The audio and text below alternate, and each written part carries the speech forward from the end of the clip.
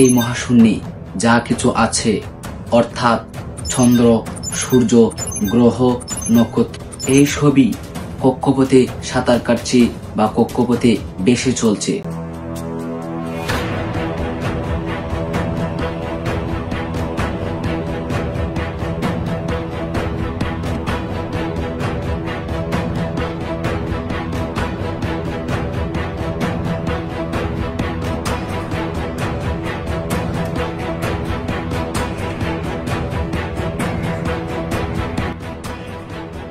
আর কুরআনের কোন সূরা কত নম্বর আয়াতে এ নিয়ে আলোচনা করা হয়েছে তাও আমরা জানব ইনশাআল্লাহ।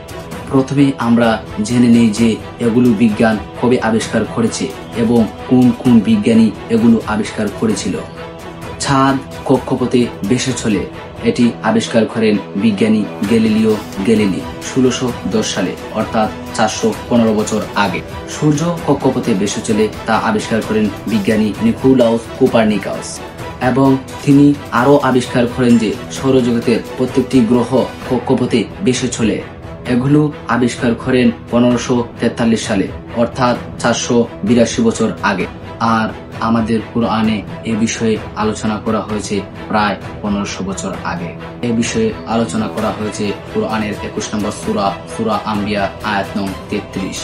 এই আয়াতের অর্থ হচ্ছে, আল্লাহই রাত ও দিন তৈরি করেছেন এবং সূর্য ও চন্দ্র সৃষ্টি করেছেন, সবই এক একটি কক্ষপথে সাঁতার কাটছে। আমরা আয়াতের দিকে লক্ষ্য করি, দেখেন এখানে দুটি শব্দ আছে, কুল্লুম ওয়া ইয়াসবাহুন।